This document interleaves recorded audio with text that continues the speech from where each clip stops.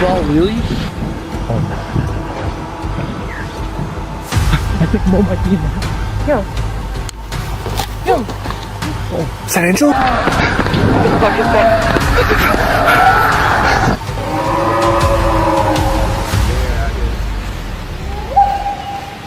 Tonight, we look at 6 disturbing camping encounters caught on camera. Real moments, real danger. Don't forget to subscribe for more terrifying footage like this. Let's begin. On September 3rd, 2022, YouTuber Mo Sergey, based in Ontario, Canada, returned to an abandoned property he had recently purchased. His channel is known for exploring forgotten places and documenting paranormal encounters. But this time, Mo and his friend Mo weren't just exploring ruins. They were searching their own 50-acre forest for a man called Steve, a homeless figure dressed as a clown who had attacked Mo the night before. I'm actually here right now. The craziest thing happened to me last night. You know, we were supposed to come here to this house to clean it up, make sure it's all good. The boys called me and I came right here, and then things happened after they left, and I came back at like midnight. Spent 2 hours just waiting around to see if this homeless guy, because we believe it's a homeless guy that's been coming around here, and he dresses as like a clown. So he attacked me last night. It was really scary, and it was probably the scariest moments of my life. I literally thought I was gonna get burned alive. This guy had a flamethrower, and it was just one of those moments that I don't ever want to relive. So I'm back here today, and I got Mo with me. So guys, Moses couldn't make it out today because he's actually traveling soon. We're gonna be looking for this guy today, honestly. Dude tried to roast me, guy. Like, I'm like, yeah, I know. Like, I don't even know why we're back here, bro. what the hell is that? What'd you find? It's a tent. No. It's a red tent. What? That's not ours. We didn't put that there. That's near the campfire area. You could be Steve's tent? Oh my God, this guy's living in our forest. Bro, I'm gonna go down. I'm gonna go down very, very, very slowly because there's like trees in the way. And dude, What? there's a tent and it says Steve's house on a sign. And No. it says F off. Bro, we have to go. Oh my God. Oh my God, dude. I'm like flying right all in this air. He took one of the chairs from our campsite. Like, we have a fire pit way on the opposite side of that trail, and he put one of the chairs there. So he's been hanging around here. It looks like there's something in the tent. It looks like some type of dog. Holy shit. Bro, dude, we gotta go check it out. You wanna go check it out? I don't wanna go in there. I don't wanna go in there now. Especially after last night, man. I mean, we'll a go, psycho, but we gotta man. be on our guard, bro. This guy's dangerous. He tried to kill me last night. Oh my God. Okay, let's go. Yeah, let's do it. Are you serious, Yeah, man? let's No, do it. no. Really, bro? No, Call the no. drone back. Yeah, dude, we're going 100%. Mo began by recalling the events of the previous night. Inside the abandoned house, Steve had spray painted his name across the walls, performed strange rituals, and confronted Mo with what looked like a flamethrower. Shaken but determined, Mo launched a drone over the dense Ontario forest. The aerial footage quickly revealed something chilling: a red tent hidden near their fire pit, marked with crude messages: Steve's house and F off. Do you know where you saw it on the drone? How are we gonna find this place? It This was forest by is the fire huge, pit bro. area. Oh, really? I think so. Yeah, that would make sense. What? It's right there. See? Okay, wait here. Bro, wait here just in case. I'm gonna go and scope it out. If he's not there, I'll call you back, okay? Okay. You have a weapon? No, bro, I have that. Yeah, here, take this. I'll take the dagger. It's probably somewhere here. Be careful.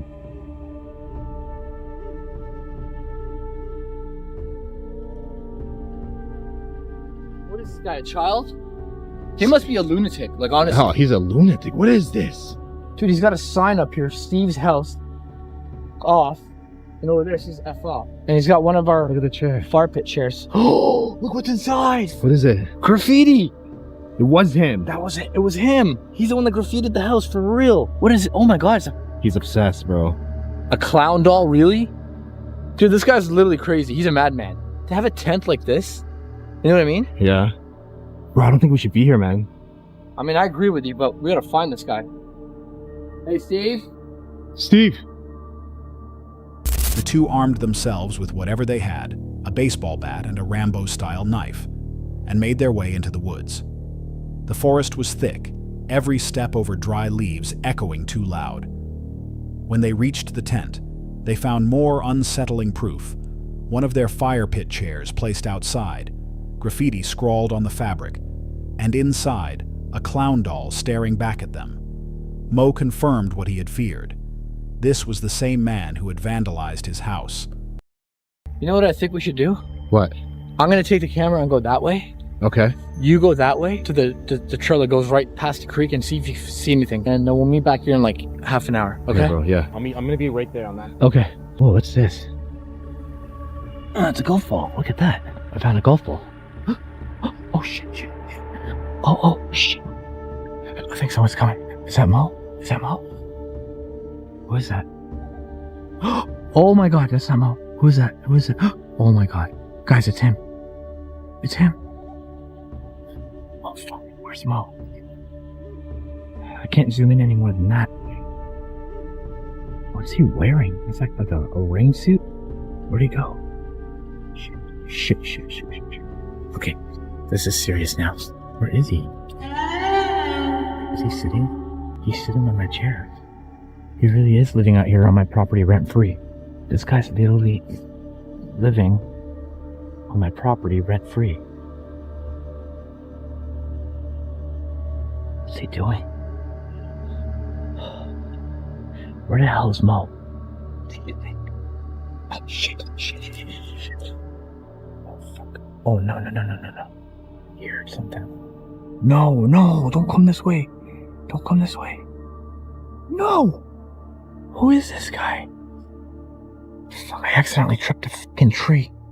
Okay, I'm gonna stay behind this tree. Who is this idiot? Oh, he's got the icon mask on. No.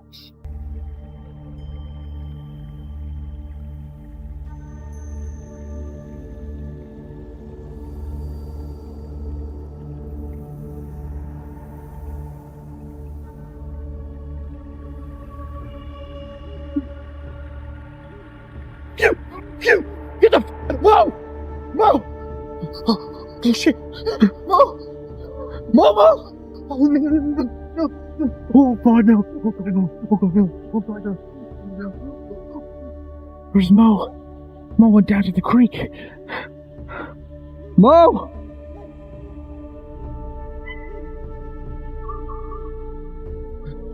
I think Mo might be in the house. Oh, Mo, you in the house, Mo? Mo?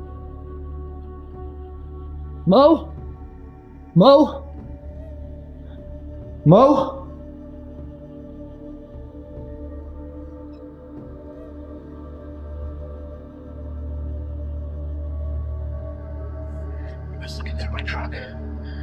Oh, he's coming in. Oh, shit, no. He saw me. No. Oh, no. Okay, I'm gonna get up to the attic. Okay.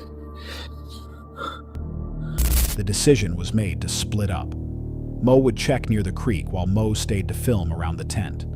Alone once again, Mo suddenly heard movement in the brush.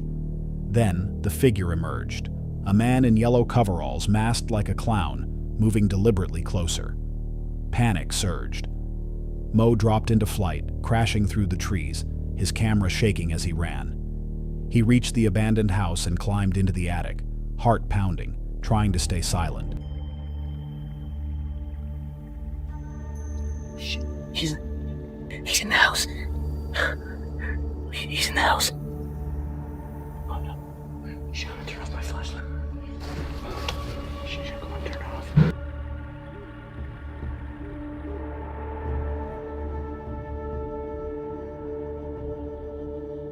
Let go.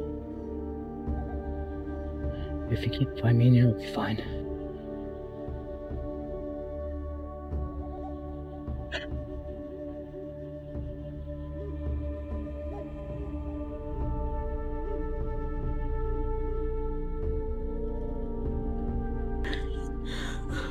I gotta be perfectly quiet.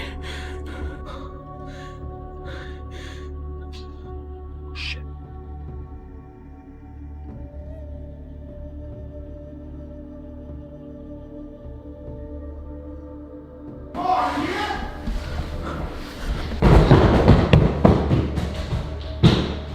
He heard Mo yelling out to me. Mo's outside.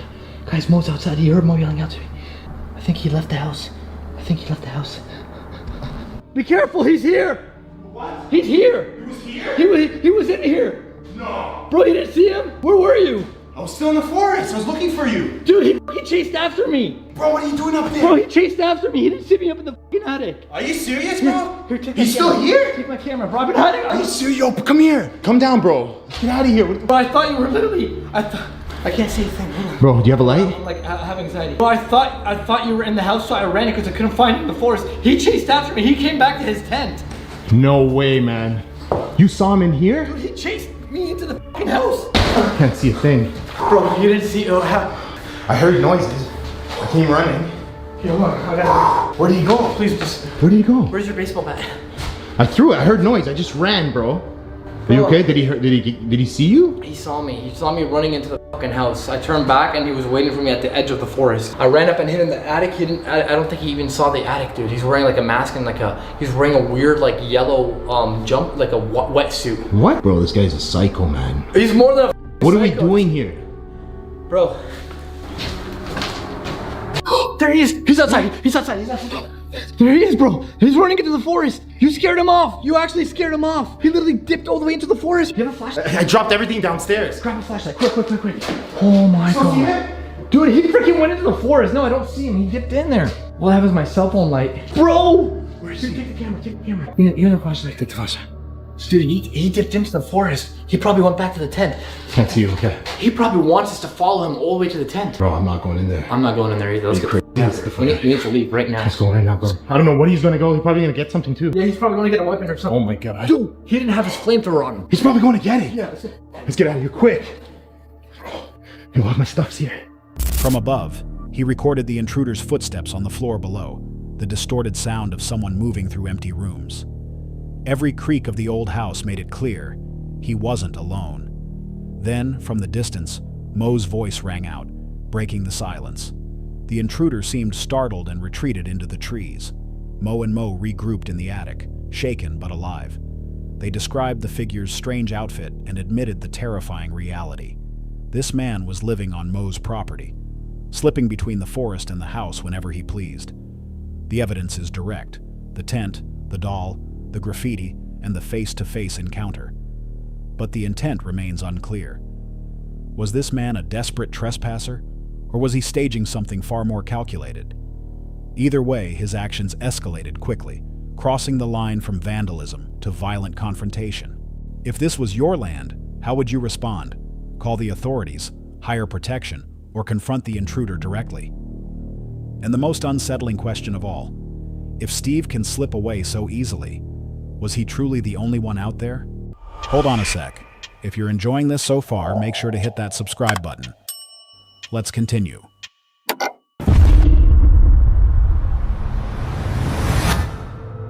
September 21st, 2025, deep in northwest Tasmania. A rainforest cloaked in mist and silence, where waterfalls carve through dark gullies and moss consumes ancient trees. On his YouTube channel, Rob Parsons, a prospector, adventurer, and historian, turns his lens toward one of the region's most haunting mysteries. It is the story of 31-year-old Belgian traveler Selene Cremer, who vanished along the Philosopher Falls track in June 2023.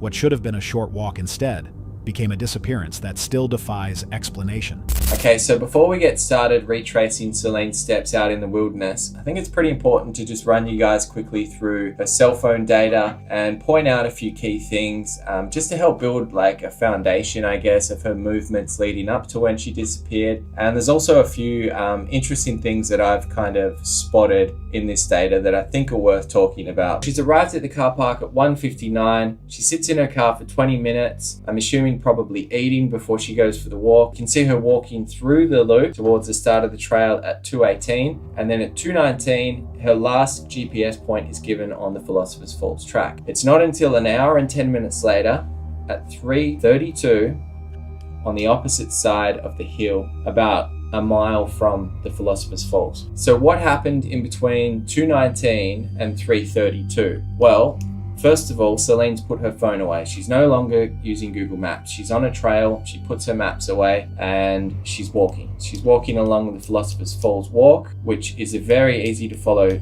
walk.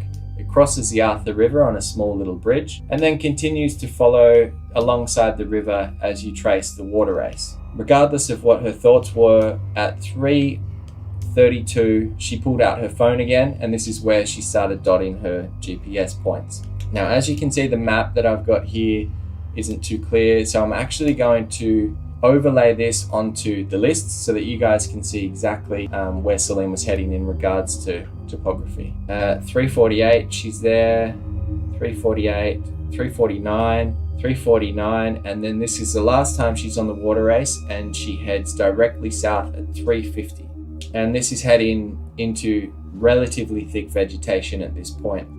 So Selene's movements head up the hill. We can see here at 4:04, instead of heading south, she decides to turn sharp east and head up the hill.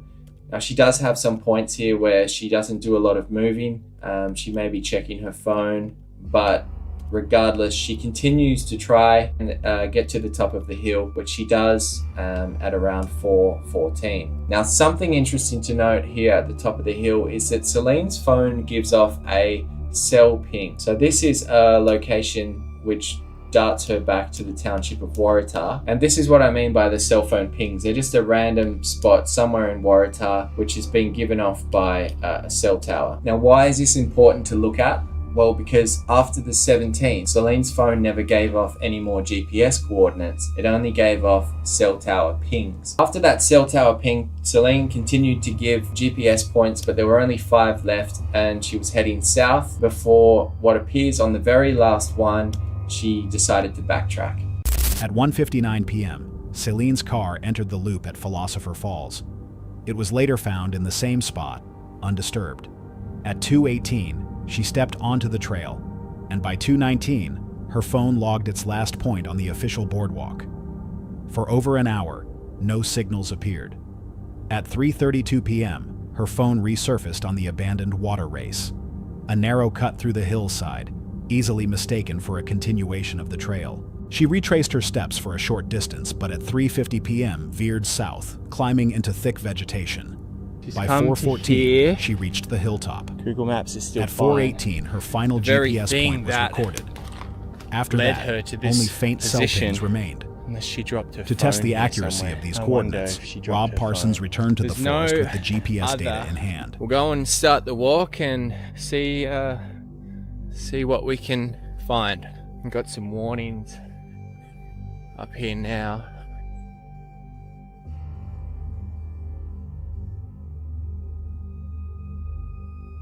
Got a little plaque here for Selene.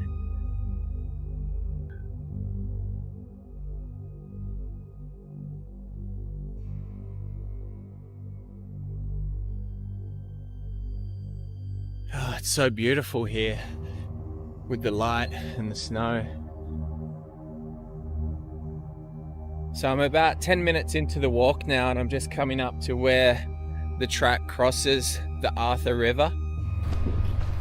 Now, this is the only time on the official walk that you cross a stream, and this is where the water race begins. It's on the other side of the Arthur River, which we're about to cross.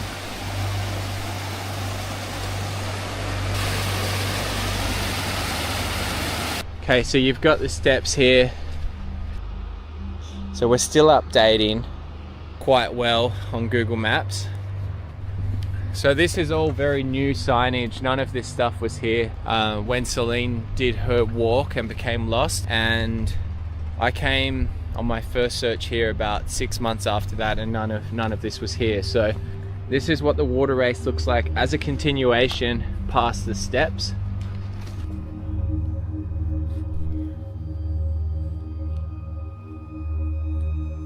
Ah, well. So Selene went up there. Selene went up this way. That makes sense. She's come back along this track here, but rather than continue on this way, she's gone up there. And the only reason that she would do that is because at this point it appears that you're going away from Philosopher's Falls, but if you go up that way, you head towards Philosopher's Falls. She's come to here. Google Maps is still working, you know? Google Maps is still fine. The very thing that led her to this position, unless she dropped her phone here somewhere. I wonder if she dropped her phone. There's no other logical explanation as to why the GPS point stopped unless Selene lost her phone somewhere around here. Now I know that the emergency services have done a gridded metal detect at the site of Selene's last GPS points, but they didn't find anything. So I guess at the moment there's kind of two options. One is that she lost her phone somewhere and it hasn't been found with the metal detectors, or she didn't lose her phone and she just entered one of the dead or grey areas of the GPS relay system. As he walked the same track, Google Maps updated consistently across bridges and steps, confirming the readings were reliable. He followed the water race as Selene did, noting how easy it would have been to assume it continued in a loop. Where the data showed her leaving the race at 350, Rob cut upward through dense scrub, demonstrating how the path of least resistance naturally guides you toward the hill. At the summit, he reached the exact zone of her final GPS fix. Coverage on his device still worked, leading him to suspect that Selene may have lost her phone there, or that its battery failed just before nightfall. Theories emerged: a misplaced device, a drained battery, or simply a sudden loss of GPS logging. Each explanation underscores how her trace ended so abruptly. Did Selene's journey truly stop at that hill, her phone lost to the forest floor? Or did she keep moving beyond, into the silence where no signal could follow?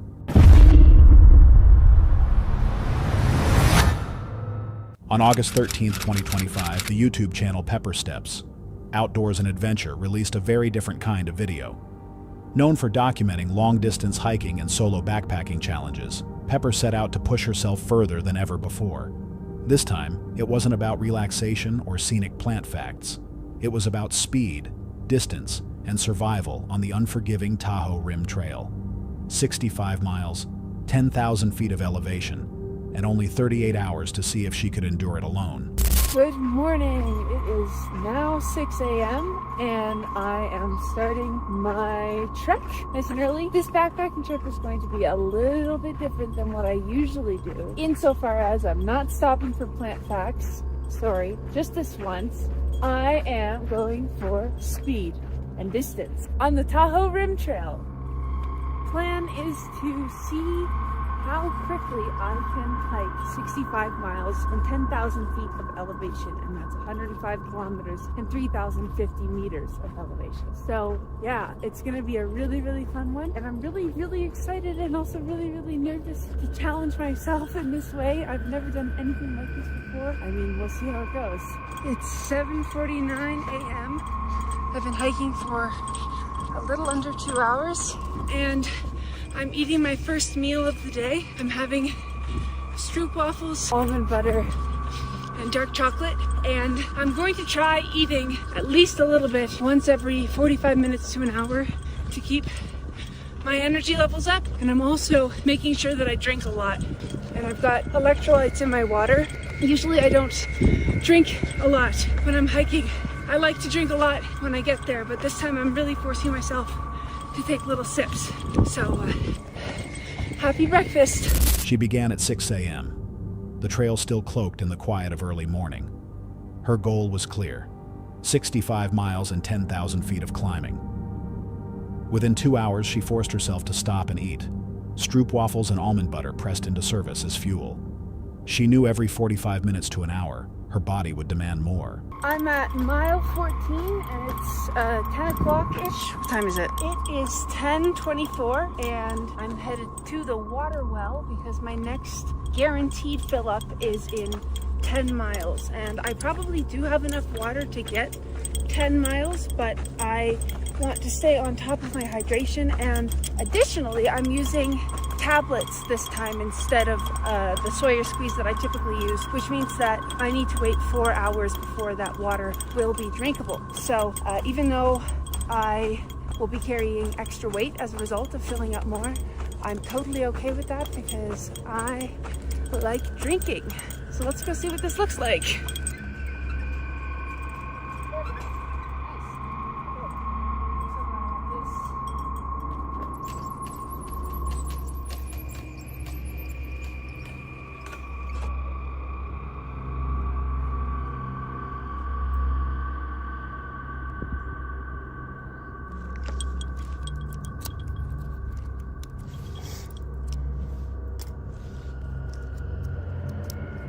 I'm also going to take some of this tailwind here, which is electrolytes with carbohydrates, and mix it into my water. This is like the flavorless flavor, which I find out of what I have tried to be the most palatable.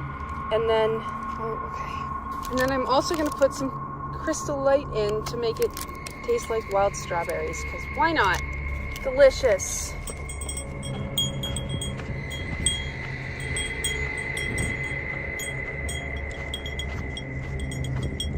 Well, it's exactly noon and I have gone 18 miles exactly. And my initial plan was to stop today at 20-ish, but it's only noon. So I'm gonna see how far I can go. I have no idea how far I can go, but I know I have to go at least another 10 if I want to camp legally tonight. And I want to camp legally, obviously.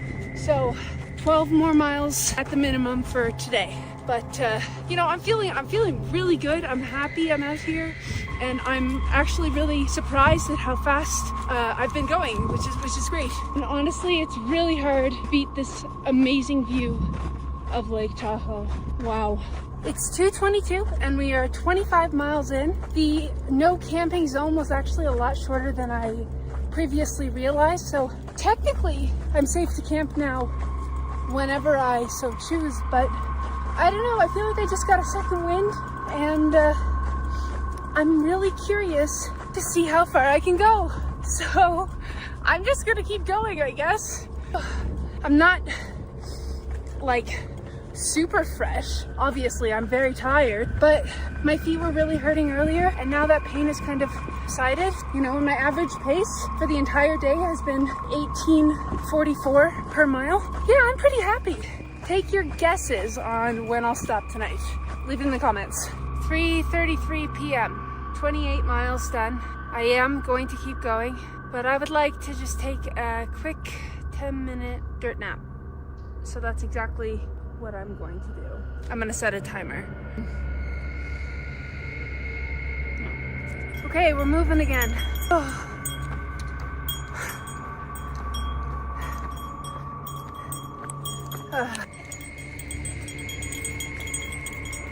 I'm just about at 30 miles, and I have at least 10 miles until the next water, and I have 1.25 liters of water left. And I stumbled upon this and I was like, oh my god, trail magic, my very first trail magic at that. Except every single one of these is empty, except for this one with some ominous, very ominous red liquid. It's fine. I'm fine and I'm safe and I'm okay. But you know, if you ever come across this and you take it of trail magic and you take some water from a cache, if you do finish a bottle, it's your responsibility to take it back. So I am kind of disappointed to see this much garbage, because like, who's coming out here to clean this? Leave no trace, folks. It's 6:07 p.m. and I am 34.88 miles in to my journey. I've decided that I'm going to keep going till I hit around mile 40, because that is where the next water source is. And currently I have about 750 milliliter, and I know that as soon as I take a break, I'm gonna just absolutely dummy that. So if I stop now, that means that tomorrow morning I'll have to hike 6 miles without water. Then I'll fill up my water at the creek and have to wait 4 hours for the catadine tablets to, you know, do their thing. So, you know, what's another 5 miles or whatever? This is by far the most I've ever hiked in a day, the most I've ever hiked on my own. You know, I was impressed when I got to the marathon number, but it looks like I'm gonna end up being closer to 2 marathons by the end of the day today. And yeah, I'm hurting a little bit. Even just holding this camera is a little bit difficult for me, but one day of suffering for an adventure I will remember for the rest of my life. And this is proving to me that I am capable of way more than I ever thought I was. So, attitude is a positive one. 40 miles later, I found camp. Now I need to go find the creek. I think it's a little bit that way, but any excuse to get that pack off of my back is an excuse that I will take. So let's go. These socks used to be completely green. By mid-morning, at mile 14, she filled bottles with untreated water and dropped purification tablets inside. 4 hours before it would be safe to drink. The weight on her back increased, but she kept moving, calculating every sip. At mile 25, the exhaustion began to blur into something else. The pain in her feet dulled, replaced by a second wind. She pushed faster, her average pace locked at 18 minutes a mile. Then came the false promise of trail magic. Bottles left by others, all of them empty, except one filled with a red liquid she dared not touch. Alone in the wilderness, even generosity had turned sour. By nightfall, she had covered 40 miles, more than she had ever done in a single day. Her body trembled with fatigue, yet her words remained steady. One day of suffering for a lifetime of memory. Good morning. Oh my goodness, do I have a story to share. We got to camp last night, got to filling up my water, then I went to go charge my phone, and I brought a bigger battery pack. It's 2,800 milliamp hours, or 28,000 I think. Uniquely, it does not have any Type-C, it only has Type-C to USB. And I have it Type-C to USB now, but I didn't last night. And so this is after I'm already set up in my tent and about to close my eyes. And I have 8% left, so I turned off my phone. This morning, thank goodness, I managed to Uber to a CVS to grab one of these. So I'm in town, and I gotta get back on the trail now. It was really hard walking back into the forest, though, let me tell you. Oh, but we're doing it. We're doing it. It wouldn't have been so necessary to get my phone charged if, one, you know, I wasn't hanging out with you guys, and two, I don't have any cash on me or any cards except for my ID. Don't be like me. Do not be like me. Oh man, that was really, really stupid. Really careless. So always check your chargers, folks, because I have my Garmin charger as well, which is Type-C. So I can't charge that, but now I can. So that's good. Gonna try and finish strong today. It's like 8 now, so a little bit later of a start than I would want, but I'm alive, I've had food, and all is good. Mile 44, 4 of today, but 44 total. It's been all uphill and it's made for a really slow start, but I'm starting to warm up, starting to feel less sore, a little more human. You know, if I'm being completely honest, I really considered stopping going is because I troubleshooted for every single symptom that I felt back there. Tired, cold, sore, lonely, all of that. I wrote it all down, fully knowing, and there wasn't a single feeling that I felt that I didn't anticipate. And I have kind of like a mental stop in my brain, and that stop is this. Is gaining comfort back in 5 minutes, you know, from a hotel bubble bath or a nice warm bed, is that really worth giving up on the pride and the reward that I will feel from conquering this? And the answer is no. Because I can tell you, as soon as I got into a bubble bath and had a nice big juicy burger and I got all my needs met, I'd only feel embarrassed and ashamed and like I failed myself because I set out to do this. I made a promise to myself, and this is me respecting that promise. Lucky. What? But the thing that is keeping me going, I think more than anything else, is that I'm doing this for my 11-year-old self. You know, she didn't have the greatest childhood. She had to deal with quite a lot of adversity, and without getting too much into it or too sappy or whatever, a fair share of abuse too, and dealt with a lot more than what an 11-year-old should have to deal with. And she always wondered what was in store for her in life, and if maybe there was a way out. And if there was a way out, what was behind those doors? And she vowed to herself that one day she would escape and she would go travel the world. And you know, it would be really cool to go back in time and tell her that I'm hiking through California and Nevada, places that she had only ever dreamed of visiting. Like really dreamed of visiting California. And she gets to go and do things that are surprising her 26-year-old self. That will always keep me going. And anytime I'm really hurting or I'm really tired, I just have to remember what it might be like if I had the chance to tell her that she made it alive and okay and better, much better than just okay. 20 more miles.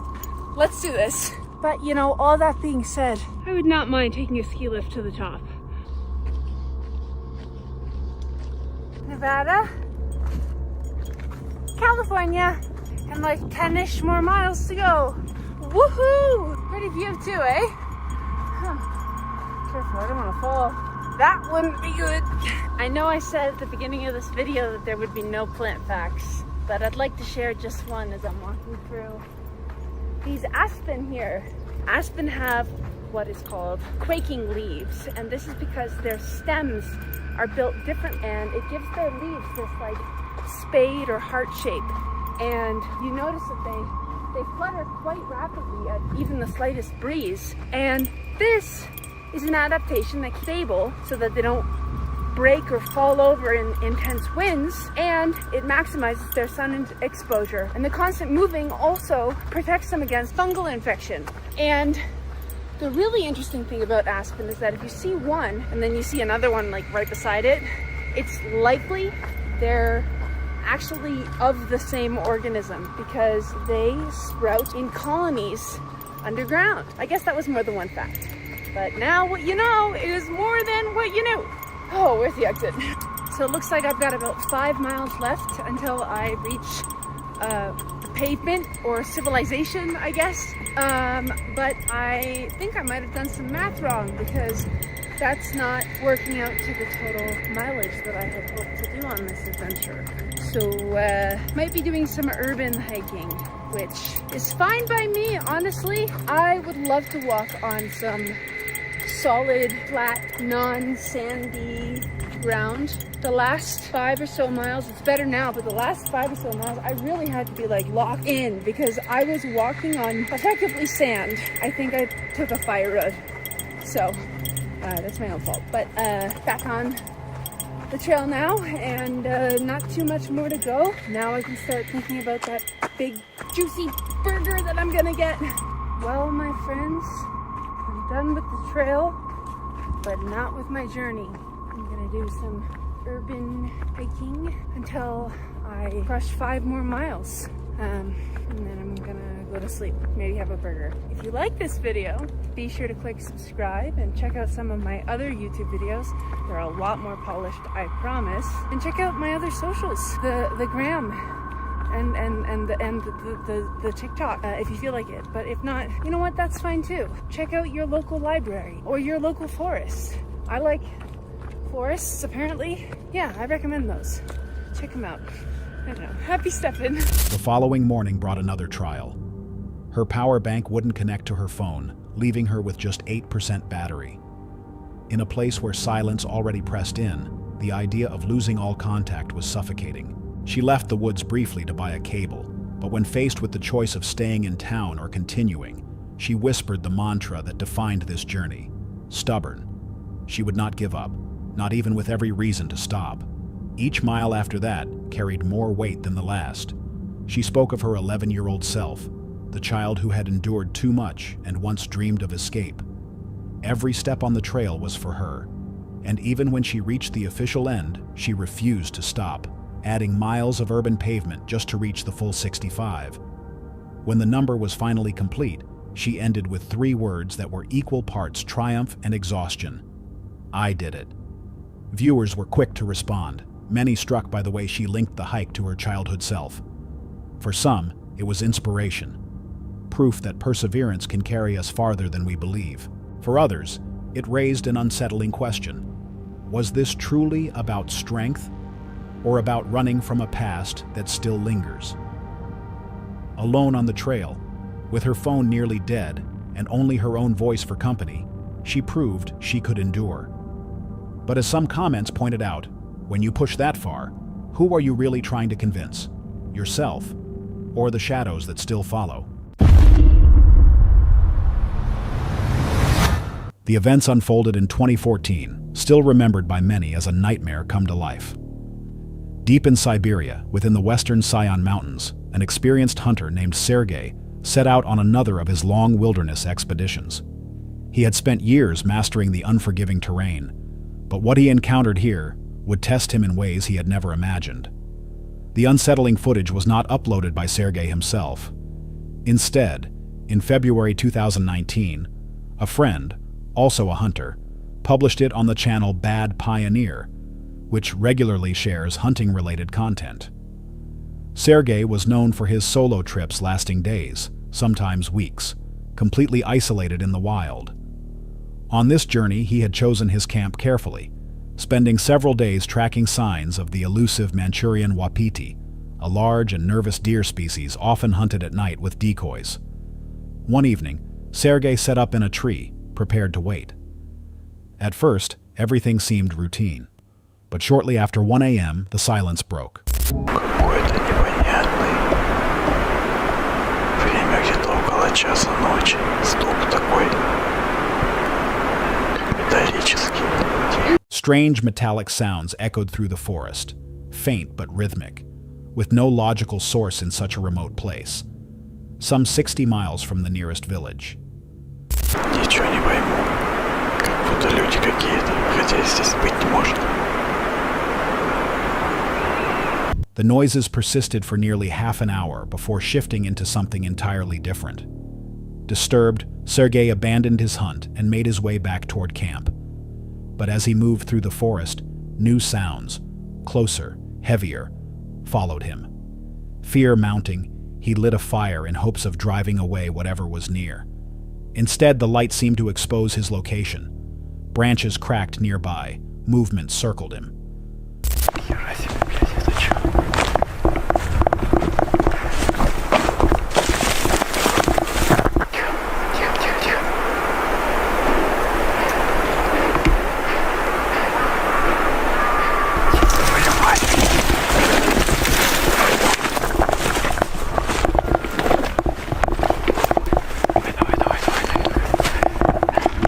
Realizing the danger, Sergey climbed back into a tree for protection. A gunshot rang out, and moments later a chilling scream tore through the night. For a time, the forest went quiet, but only for about an hour. Then the noises returned, louder than before.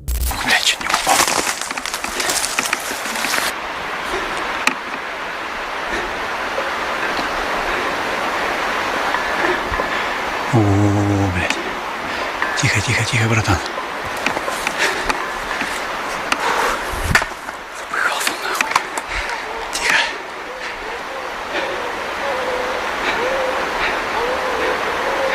Вот там где-то, блядь. Лезай аккуратно. Опа. Давай, давай, блядь. Быстрее, нахуй. Туда давай, блядь.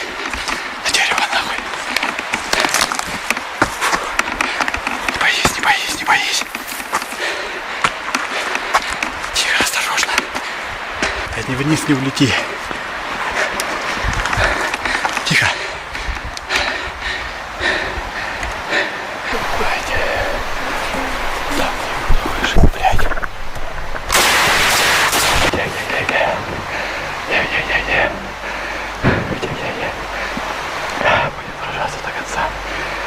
Through the night, Sergey fired multiple shots, hastily building a makeshift shelter, bracing himself until the first light of morning. Later in the trip, he discovered signs of previous human activity, resin cuts on trees, and the remnants of an old camp. But nothing explained the sounds, the screams, or the sense of being surrounded that night. In the comments where this footage was shared, many speculated about what Sergey had faced. Some suggested it could have been a skinwalker, an entity from Native American folklore said to mimic voices to lure victims. Others proposed Bigfoot, citing the intensity and persistence of the noises. Still, skeptics argue it may have been nothing more than another hunter, equally unnerved in the darkness. What do you believe Sergey truly encountered in the Siberian wilderness? Was it just an animal, another human, or something far stranger still lurking in those remote mountains?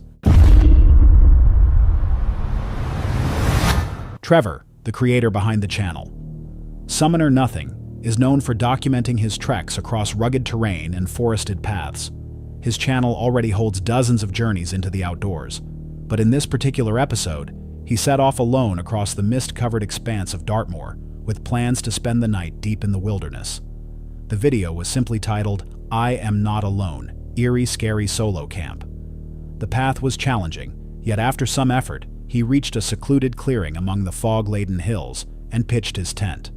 As night descended, a thick mist swallowed the landscape, and the silence around him became almost oppressive. Trevor lay down, expecting nothing more than a quiet night, when an unexpected noise outside his tent shattered the calm. Hey! Someone eating my poles. What are you doing? Don't eat my poles. No. No. No. No. Go on. Go away. You're eating my ropes. You're going to snap all my ropes, you little git. Come on. Nick off. Go on. You're not coming in here. Good boy. Startled, he gathered his courage and looked out to see what was moving so close to his shelter. What he discovered was not a predator, nor a stranger lurking in the dark, but a wild horse, curious and fearless, sniffing around his camp. What began as an unnerving moment quickly turned into relief, and once the animal lost interest and moved on, the rest of the night passed without further disturbance. By morning, Trevor packed his gear and left Dartmoor behind, safe and unharmed. Though this encounter ended harmlessly, it highlights how unpredictable the wilderness can be. Dartmoor is home to free-roaming ponies, and while typically harmless, their curiosity can startle campers unprepared for close contact. What would you have done in Trevor's place? Stood your ground or quietly stayed hidden inside the tent? In the middle of a forested area, there was a small curve in a stream. Nearby stood a dense grove and a hunting platform. A man and his wife filmed everything as it unfolded. They climbed into the stand and patiently waited for wildlife to appear, recording whatever crossed their view. Among the footage, you can see squirrels, a pair of raccoons, and other small animals. But soon, something unusual happened.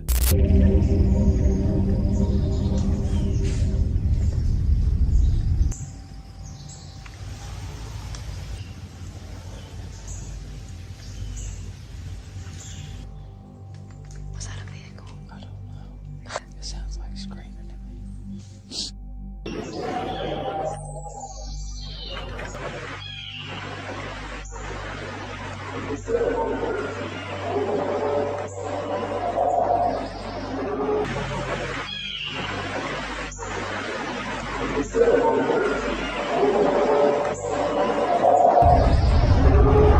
Strange sounds echoed in the distance, unlike anything they expected. At first, they considered the possibility of a vehicle, maybe even a motorboat passing along the water. Yet the noise resembled more of a scream than an engine. Could it have been something entirely different? Perhaps a mountain lion, a wolf, or even a bear? The source of the sound remained uncertain, leaving only questions behind. Another clip, similar in nature, was uploaded by a man named Jim Hammer. He shared it online, asking his friends for help identifying what he had heard.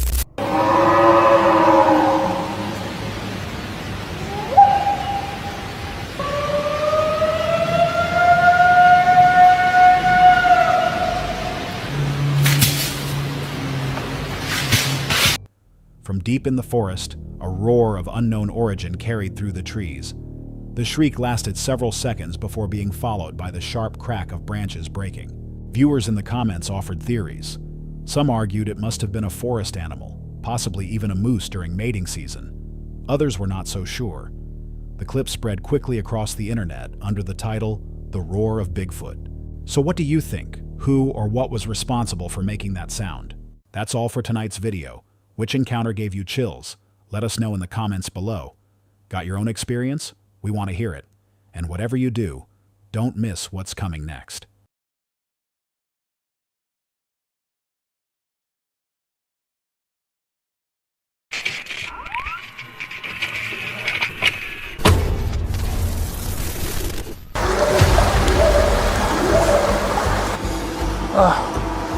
It was really strong.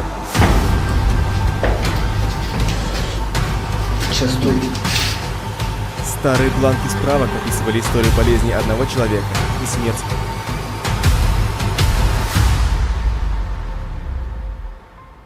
Tonight, we look at 6 disturbing camping encounters caught on camera. Real moments, real danger. Don't forget to subscribe for more terrifying footage like this. Let's begin. The Russian YouTube creator Alex Super, best known for his high-stakes urban exploration series, returned with one of his most dangerous episodes yet. Venturing into a radioactive military bunker hidden deep within Russia's abandoned global Swan nuclear testing zone, often called the Russian Hiroshima. In this installment, Alex and his partner trekked through a remote forest still scarred by the remnants of failed nuclear experiments. Though the area is officially restricted, they pressed on, driven by adrenaline and curiosity. Смотри, как посветлело-то. Ты уверен, что нормальная идея была свернуть с бетонки? Я думаю, да, нормальная идея. Потому что если бетонка вела в другую сторону, а спутниковая карта говорила, что нам нужно в другую сторону. Отлично, от той и другой стороны. То нахрен ту дорогу. Да, я был прав. Осторожно, братан. Мы не знаем, охраняемая арена здесь, за вторым периметром. Тихо. Лучше не шум. Пусть знает. Табличка. Чекнем. Опа, какой-то запор. Ну-ка. Запретная зона. Проход закрыт, проезд запрещен. Ну что, значит мы, считай, добрались до границы. Ну чё, давай петулю. Части. Мокрый и злой. Не пытайтесь этого дома. Ой! Повторить. Сейчас Саня что-то оставит себе на колючке. Ай, блядь! Надеюсь, ничего я не оставлю. Тебе не советую. Там есть дорога. Вот, да. На камеру. Давай. Мне уже все комары записали. А у меня даже перчаток нет, бро. Тихо, не... Я дам тебе свои. Нам туда. Along the way, they encountered decaying warning signs cautioning against radiation and military presence. What they would soon discover went far beyond the usual risks of exploration. After sheltering overnight in a cave, they continued at dawn, following a winding path that led to a ruined military compound. Inside, they unearthed unsettling remnants of the past, handwritten notes, faded codes, and medical documents describing soldiers who suffered acute radiation sickness, some fatally. Фю Захаров Александр Геннадьевич, 22 года, принимал участие в ликвидации техногенной аварии вблизи ВЧ. Какой вы? Что-то там военной части. Получена доза. Ну, что там сколько? 4 с чем-то. Все размыто. Смотри, еще одна. Сейчас, стой. Это ты прочитай, погоди. На. Это протокол заключения медика, клинико-экспертной комиссии. И что там написано? Клинический диагноз и осложнения. Больной страдал острой лучевой болезнью, тяжелой степени пульмонит, ожог кожи, кожных покровов, лица. Блин, такие слова, чувак, я даже не знаю. Бля, я не могу разобрать. Ладно, забей. Решение комиссии. Смертельный исход наступил в связи с обширным поражением внутренних что-то там органов, отек мозга. Вот решение комиссии. Информацию о смерти не разглашать до решения начала. Ну, глобусы они как раз таки не разглашали. These grim records painted a chilling picture of the sacrifices made during nuclear cleanups long concealed from the public. As they pushed deeper, the tension escalated. They noticed men in uniform nearby, not fellow explorers, but possibly guards or scavengers. Forced to hide, the pair navigated a labyrinth of tunnels and crumbling bunkers. Gunfire echoed through the underground, adding to the danger as they narrowly avoided being cornered. The facility seemed endless, with corridors giving way to massive chambers filled with relics of the Cold War. Старые бланки справок описывали историю болезни одного человека и смерти другого.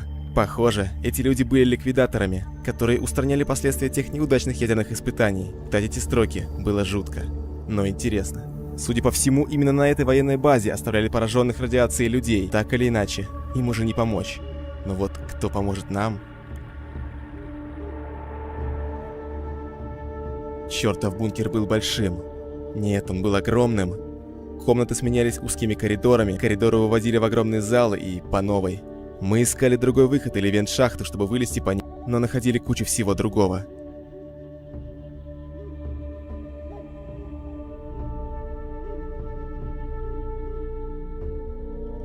Под землей было стрёмно. Чего только стоили кости в трубе. Если в пещере все было примерно однообразно, то тут в каждой комнате было что-то свое, а от неожиданных звуков можно было просто обосраться. Причем было ясно, что некоторые из них просто не могут быть изданы человеком. Понятно, что в подобных местах никогда не бывает абсолютно тихо, но блин, что это? Не призраки же в конце-то концов.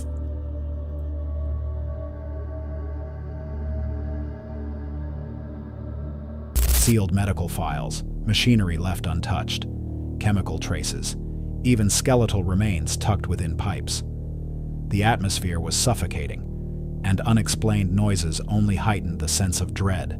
At one point, a heavy steel door slammed shut behind them, nearly trapping them inside. They eventually found a route out, sprinting back through the dense woods, escaping with little more than their footage and a sobering respect for what still lingers underground. Whether staged or genuine, the video captures the raw danger of exploring forgotten nuclear sites. The decaying artifacts and records strongly suggest that parts of Russia's nuclear past remain hidden in plain sight, tucked away in collapsing bunkers where few dare to go. Were Alex and his partner merely lucky to escape a decaying relic of history, or did they brush against secrets still guarded to this day? What might remain sealed beneath those rusting doors? Hold on a sec. If you're enjoying this so far, make sure to hit that subscribe button. Let's continue.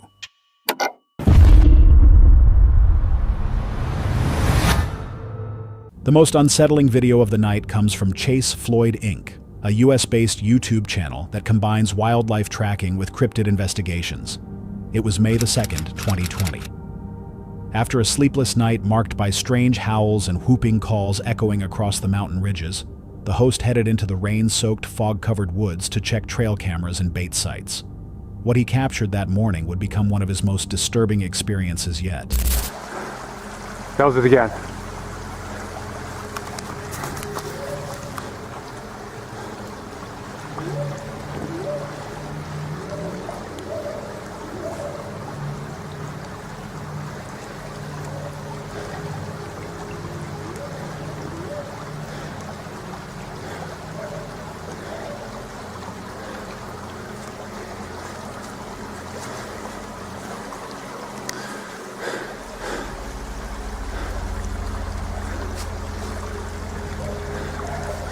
Right there, I just heard it again.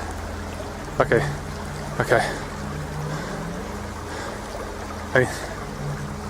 Those are audible, unknown sounds that I'm hearing right now that could really be from some kind of Floyd Squatch type creature. Right now, I'm starting to get lightheaded, so I really don't feel good being down here.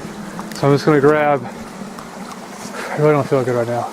So I'm just gonna grab the trail camera and get out of here. It's right there. The apple's gone over here too. Okay, I'm starting to get a bit of a headache right now. So I I don't feel good. This is freaking me out. Okay. So I'm just gonna grab. Get there, chill. The forest was wet and unnervingly quiet, broken only by repeated echoing calls from the slopes above. As he moved between cameras, the noises seemed to draw closer and grew more erratic. Faint knocking sounds rolled through the ridges like something striking wood. With each step toward his final camera near a tree cave formation, I feel like I'm gonna fall over. What was that? That was like a growl.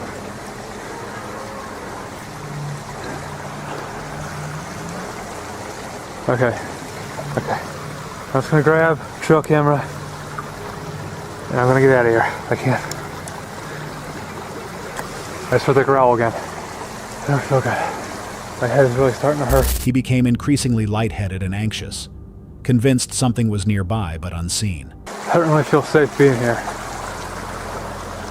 I'm just gonna get out of here. What is that right there? That is definitely some kind of bone. This is the tree cave that we found the... Wow. I mean, that looks... That could be a femur right there. And the smell, too. Oh my God. Oh my God, it smells really bad. Oh my God. Oh. It smells like a skunk. Some kind of rotting skunk smell.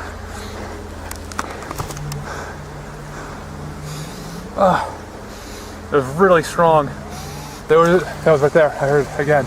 At the base of the formation, a low growl carried down from the mountain, stopping him in his tracks. He felt dizzy and unsafe, grabbed the last SD card, and prepared to retreat. That's when he noticed what appeared to be a large femur-like bone lying in the brush, its end covered in coarse white hairs. The air was thick with a skunk-like stench so strong it nearly overwhelmed him. All the while, distant howls continued through the fog. Back at home, the recovered footage told two different stories. One card showed only raccoons and crows. The other contained a single disturbing frame, a tall, grass-covered humanoid shape standing among the trees. A sight that turned what should have been a routine wildlife check into an encounter he would never forget. The growls, wood knocks, and odor described here mirror details in other alleged Sasquatch encounters, though skeptics argue they could be misidentified wildlife or hoaxes.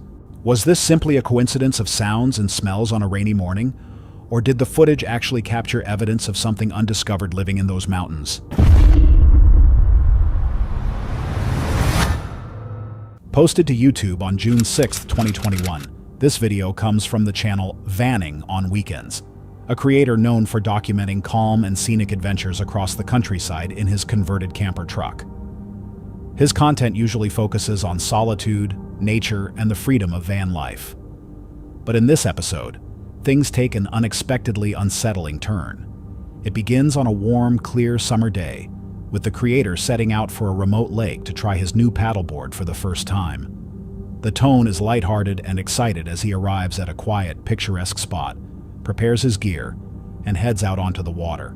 Hey guys, welcome back to the channel for a new video. We're so good today. It's near 30 degrees Celsius. It's very warm. I think it's the first time that I'm in t-shirt. I'm currently making my way to the north. I'm going to find a little lake there because today I want to try my paddleboard. I just bought it. I never used it. I never tried any paddleboard before.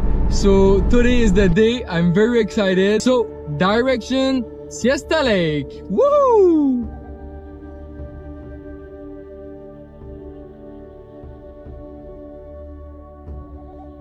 I just made it to the spot. I'm parked in the middle of the street because the road is under construction, just like that. And the lake looks so nice. It's very beautiful. I just put my bathing suit on. I prepared the bag, the sealed bag, because I don't want nothing to go in the water. And I have the paddleboard here, so I'm gonna inflate it and go on the lake. Despite being new to the activity, he quickly adapts, balancing against the wind and enjoying the moment. After some time, he returns to shore, ready to find a campsite for the night. Eventually, he settles on a secluded area beneath large power lines, far removed from any main roads. Though isolated, it feels safe, open, quiet, and spacious. So guys, that's where I'm gonna sleep tonight. I don't think I'm gonna have problems here. It's so big. I'm underneath the power lines. Mosquitoes are starting to pop out right now. It's crazy. Okay, so let's eat. I'm so hungry. First thing first, little treatment.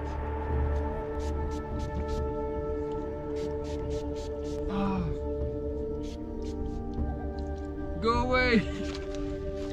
I just cooked this at home before leaving, and turns out it's still hot, so I'm just gonna eat it like this. No need to heat it. So it's rice mixed with some quinoa and some potatoes with some red beans and a little bit of green peas. I was searching for that Valentina, but I think I brought it home.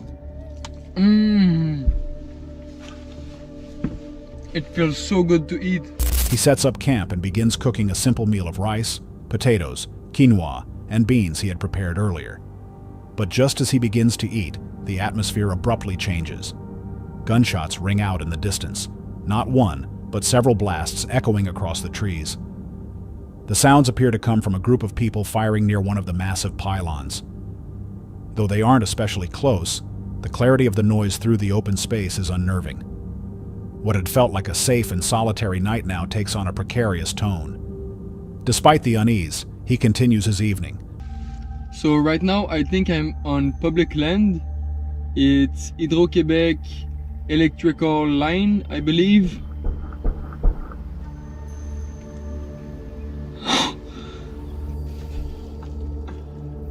Someone just shot something. Whoa. Okay.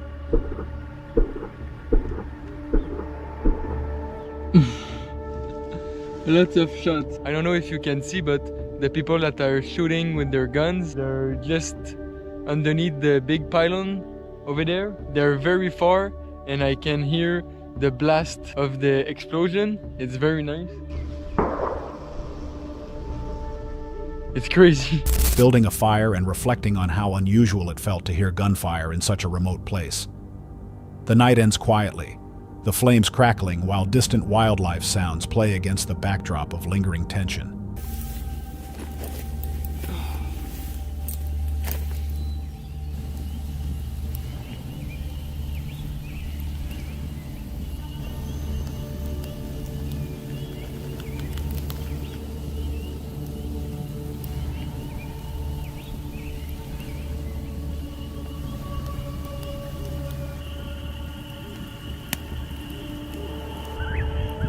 That's something I love, just sitting by the fire and hearing those animals.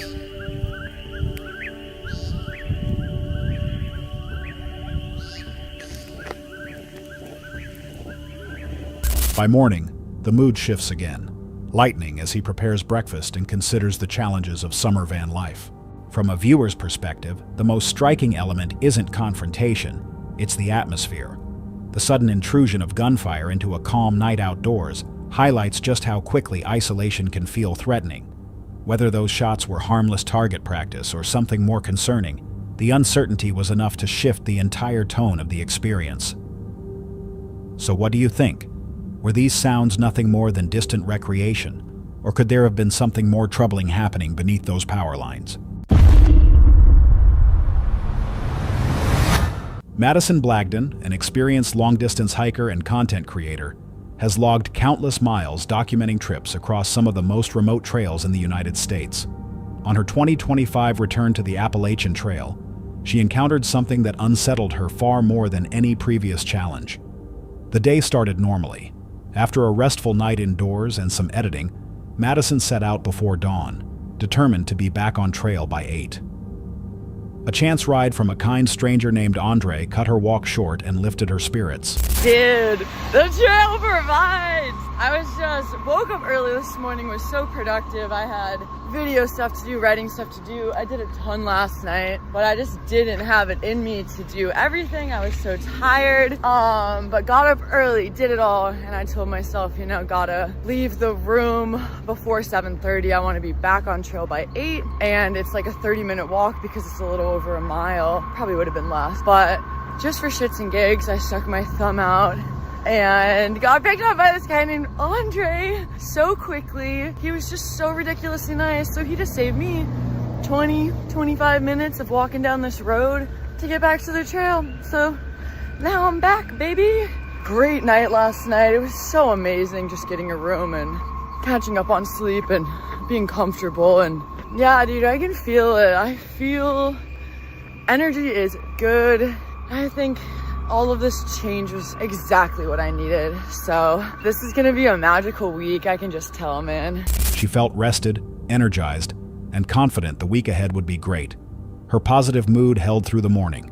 She entered Vermont, her 14th state on the through hike, and ran into fellow hiker Sunflower. Small acts of kindness from the trail community followed. People went out of their way to try to recover a lost pendant for her, and a familiar trail angel nicknamed Iceman shared food and conversation that fueled her for the day's climb. Everything pointed to a successful day. Update, just met Iceman.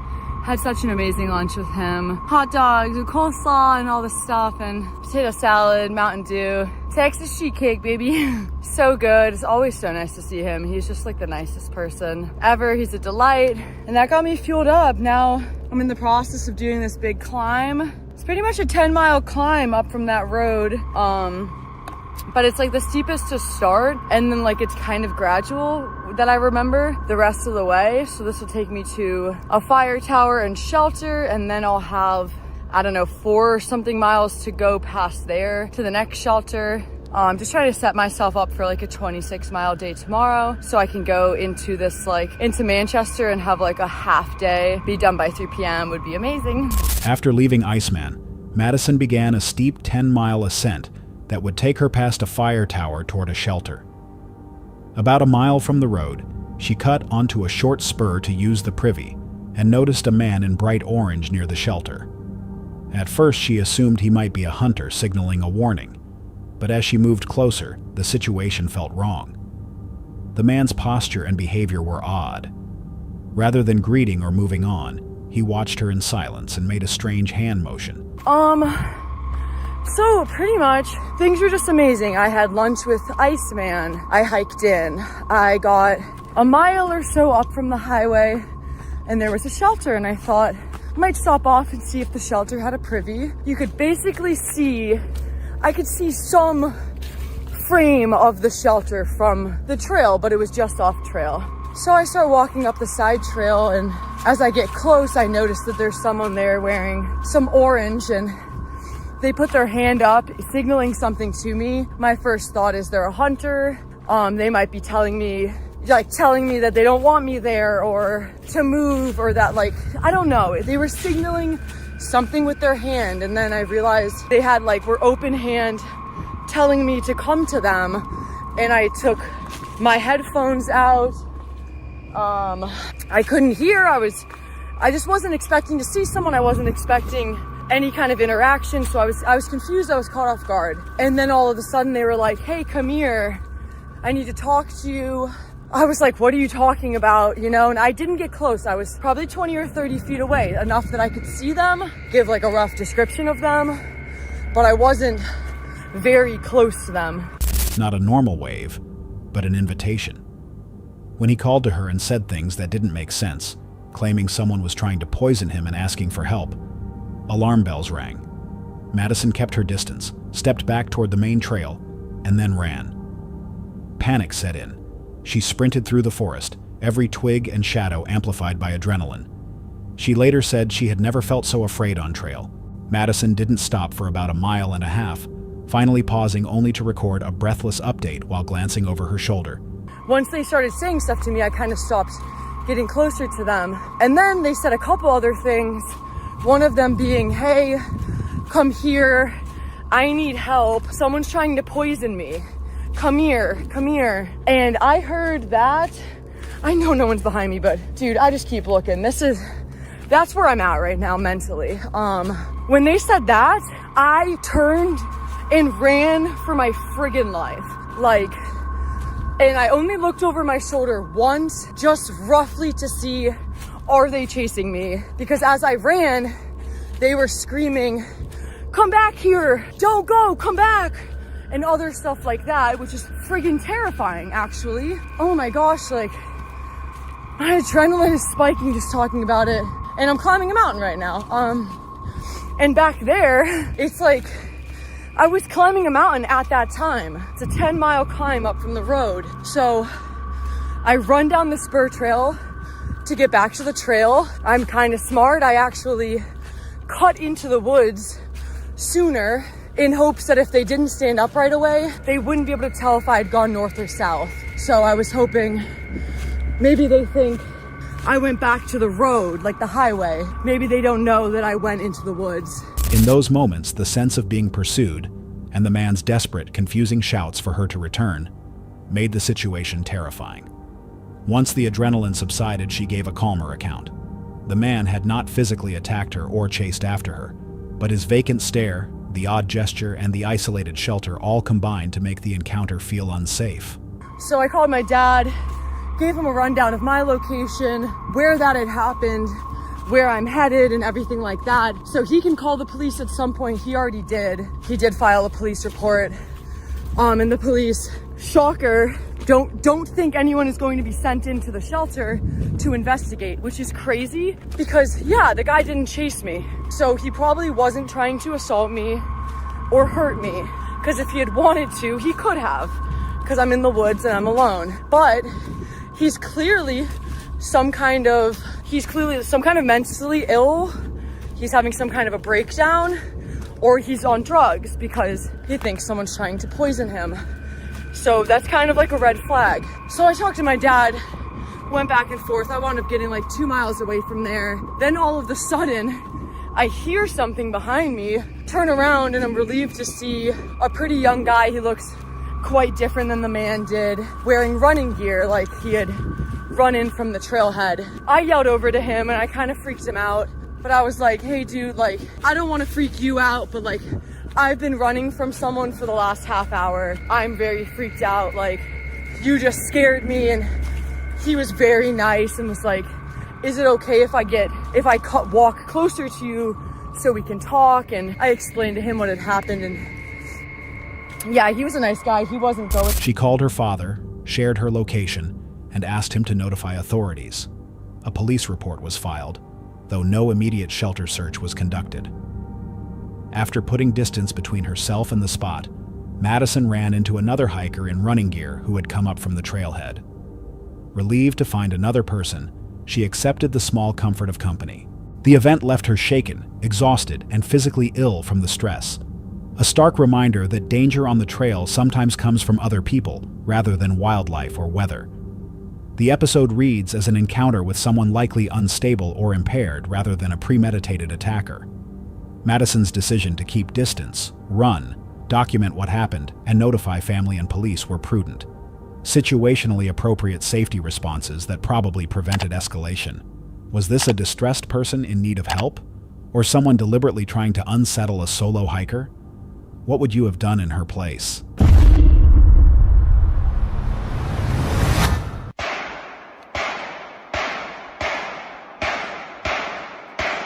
On May 5th, 2024, TikTok creator Coco Bear Hikes uploaded a video documenting his through hike along the Appalachian Trail. During the trek, he suddenly picked up the sound of gunfire echoing through the woods, despite being in what seemed like the middle of nowhere. Although there was nothing overtly paranormal about it, the situation was unsettling. Unarmed and unsure of what was happening, he decided to begin filming for his own safety. There it goes again. It's gonna be 4. And so it's like a really weird place to shoot. I think the trail goes that way. So like, maybe it's just me being paranoid, but I have like a weird feeling. It's like, why the fuck are you shooting right on the trail? Only 4 shots. Maybe you only have a 4-shot gun. You're moving.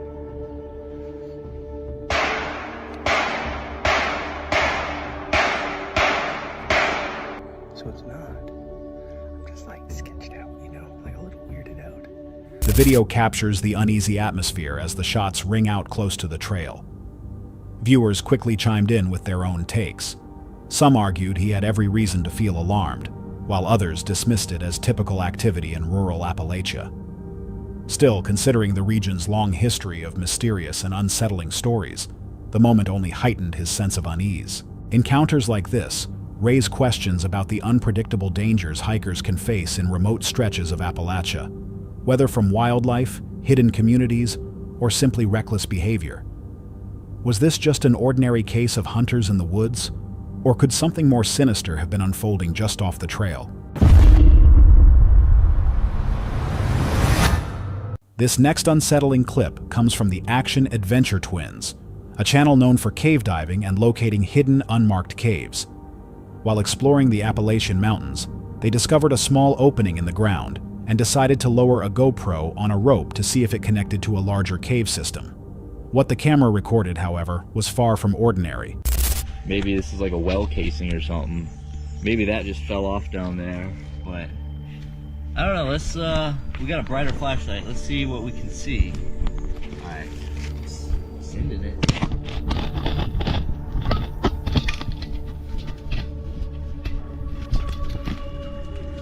Oh, it's going there.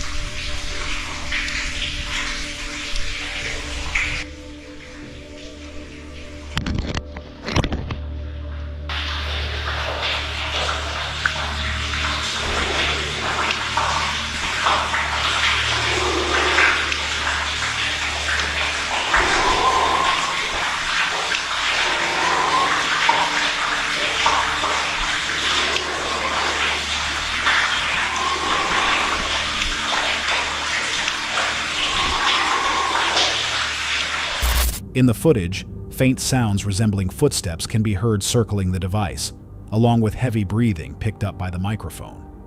The unsettling noises left them unsure of what exactly they had captured. They later reviewed the footage at home and shared it online, noting their plans to return with upgraded equipment for a closer investigation. Some believe the sounds could have been from animals or shifting rock, while others argue it seemed disturbingly human. If there really is someone, or something, moving beneath the Appalachians, what might the twins uncover on their next descent? That's all for tonight's video. Which encounter gave you chills? Let us know in the comments below. Got your own experience? We want to hear it. And whatever you do, don't miss what's coming next.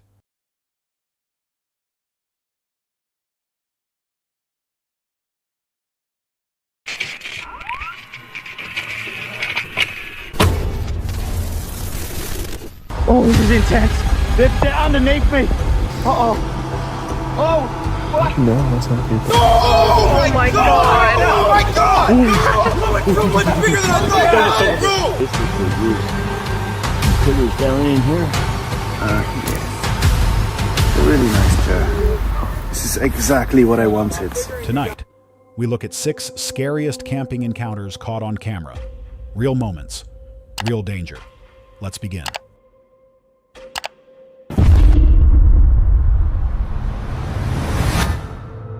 This footage comes from Nikki TV, a US-based channel run by Nikki, who documents solo camping, car camping, and outdoor adventures. Her content often blends the practical side of setting up camp with the unexpected challenges of being alone in the outdoors.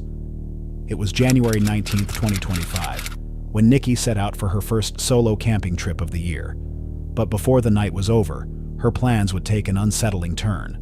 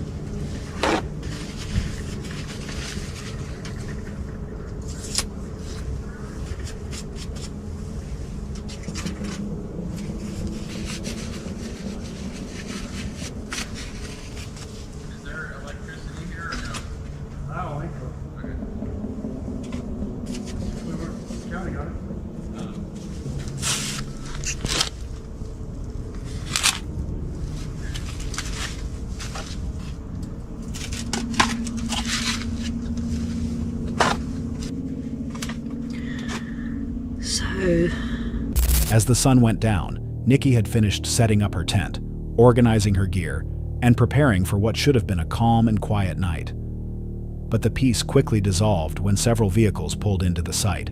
A group of people with a bunch of teenage boys just started setting up. I'll tell you what, people are just rude anymore. I had to take everything out of my tent and put it back into the 4Runner because these men showed up with 4 different vehicles. First, they told me that they had booked this site and the site beside of me, and that there must have been some misunderstanding, but the problem is that the office is now closed. So I looked at him and I was like, well, you know, I've already been here for a couple hours. My name's on the post. Cook, because they put little tags on the post at each campsite, and they put the dates that you're going to be arriving and the date that you're going to be leaving. So my name is on the tag that's on the campsite post, and it says that I'll be coming in today and leaving tomorrow. So, you know, I looked at him and said, well, I booked this site. It was available. The website allowed me to book the site. If the site was taken, it would have shown me that it was unavailable and it wouldn't allowed me to get the site. So, and I went down there and I got the green ticket off of the post and said, my last name's on here and it says I am to arrive today and depart tomorrow. I said, but if you need to contact the ranger to see, you know, what it is that we need to do, that they have accidentally double booked this site. I was like, you're more than welcome to. I said, but I'm not going to take down my rain tarp. I'm not going to take down my tent because I've already been here hours. They have literally just got here an hour ago. Not only that, there's like 4 cars. There's 3 men, and I guess they brought their sons and grandsons or whatever, but they are extremely loud. Not only that, they're taking their tents and they're putting them like 20 foot away from mine.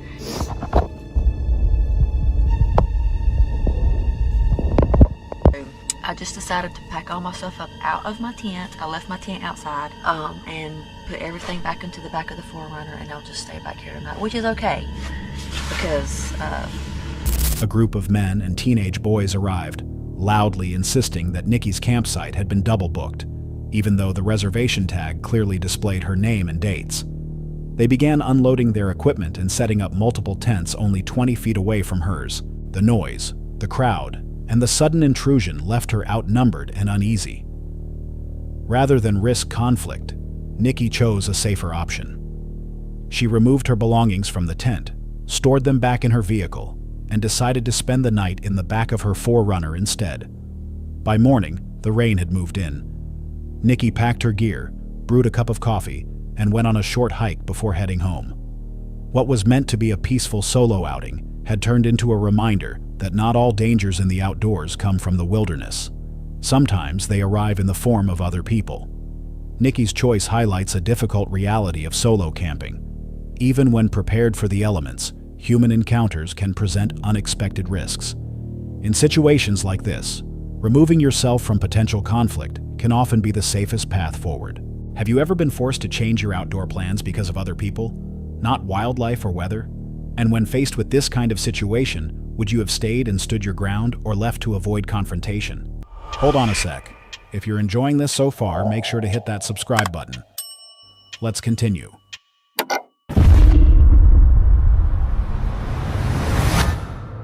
This footage comes from generic Chris, who set out on July 26, 2025, for his very first solo overnight in the German woods. His plan was straightforward: build a tarp shelter, cook outdoors, and spend the night alone in the forest. What began as a test of resilience soon turned into a night of unsettling encounters.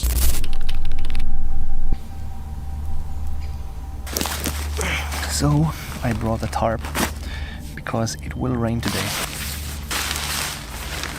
I don't know if I have enough space, and I don't know if I have enough time to set up a completely new camp, but we're going to see.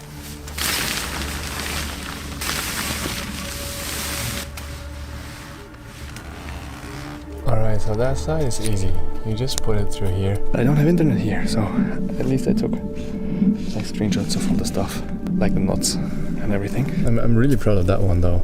I have done a trucker's hitch and another hitch, whatever. You hear that? It's really good under tension. Very nice. So you shouldn't just throw your stuff on the ground. It will get caught up. Right, both sides are secured. So my biggest fear in this trip just came real, man. There were people there. I mean, I'm just chilling, like in the hammock, and there's people walking their dog.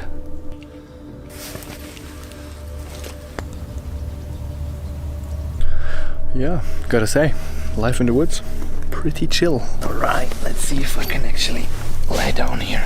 If I could sleep. Oh yeah, bro. It is almost too comfortable. It's been raining all day.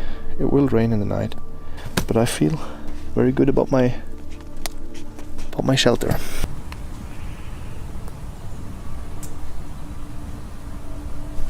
Chris prepared his shelter with a tarp, setting up a hammock beneath it and securing everything against the rain.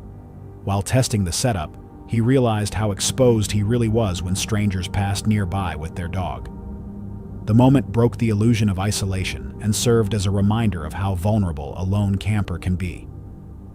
As night approached, the forest filled with unfamiliar noises. Though he told himself they were natural, the unease lingered. The deeper it grew into evening, I don't know what I expected, but it's really quiet. You can just sit here. Just do nothing. Nice. I just wanted to check how obvious it is from further back, and it's pretty damn fucking obvious. Swinging like this is actually kind of relaxing.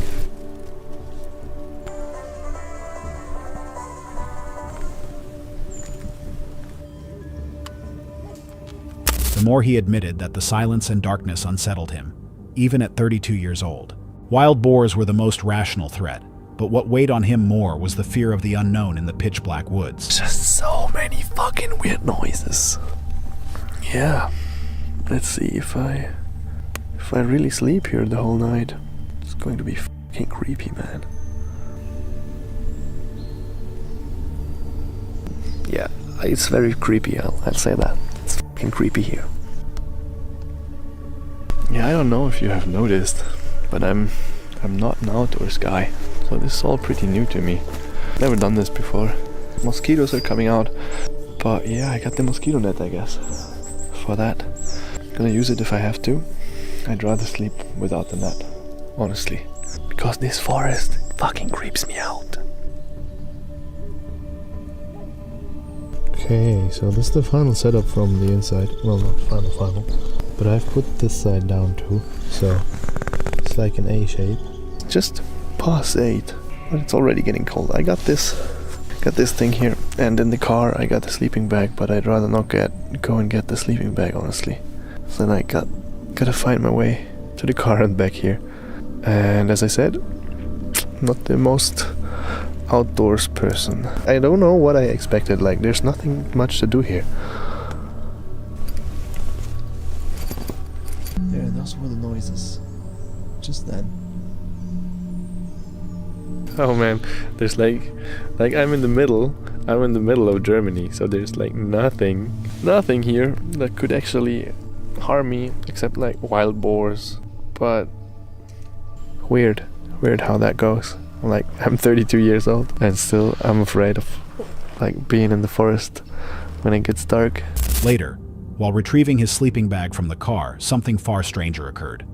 Chris caught the distinct scent of another person, human, unmistakable, and not his own. The realization that someone else might be nearby filled him with dread. That sensation returned again later, as if unseen company was moving through the trees around him. Okay, so I am on a quick mission to find my car, because I do need to get the sleeping bag. will get so fucking cold if I don't. But I need to hurry. The sun is already gone, so it will get quite dark really quick. Bro, I would have never found this in the dark. And I wanted to cook. The creepy thing. I just smelled someone. That sounds weird.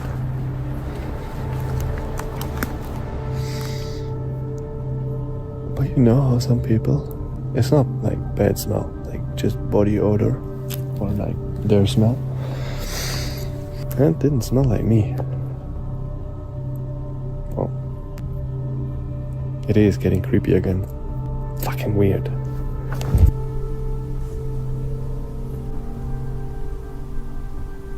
Despite the fear, Chris carried on. He cooked a simple meal, secured his tarp for the night, and forced himself to stay until morning. By dawn, he returned to his car safely, admitting he would have been lost without GPS. The experience became a reminder that sometimes the most unnerving part of being alone in the wild isn't the elements or wildlife. It's the possibility that someone else is out there with you. Chris's story shows how fragile the sense of safety can be when camping alone. A simple sound, a passing stranger, or even a faint scent can shift the atmosphere instantly.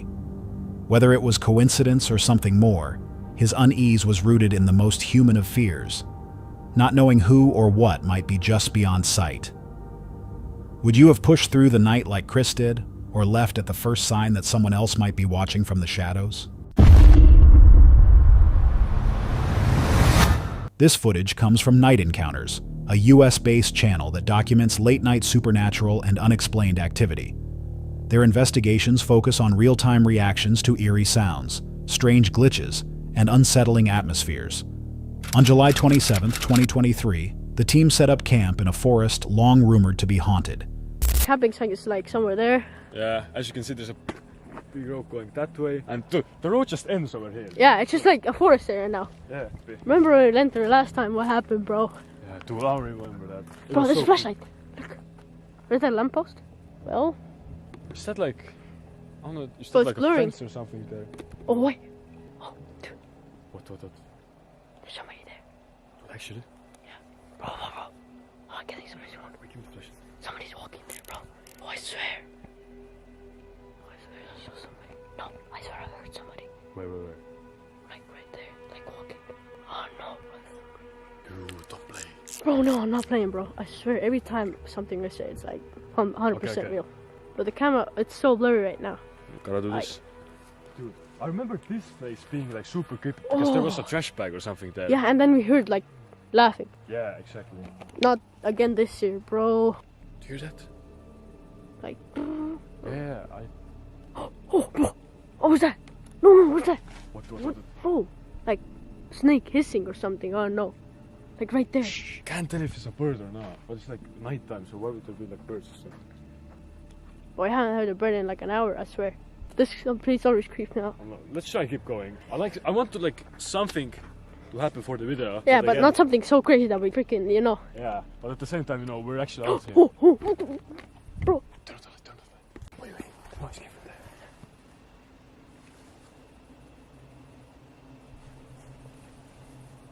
It's bro. It could be the water. We're like right near a lake. There's like 50 meters and there's a lake. I don't wanna be here, There's bro. a grill. Someone has been grilling here. Wait, show this place. And there's a campfire place. Somebody's calling me. Oh, what the? Oh, shit. Oh, dude. Oh, that was someone there. Dude, wait, there's a turn off there. Oh, God. Oh. Hello, David. Wait, stay here. Dude, there was a damn bike. Wait, give me it. Dude, the bike stopped. What's the bike stuff? Bro. As they walked a little used road that led deep into the trees, the environment shifted.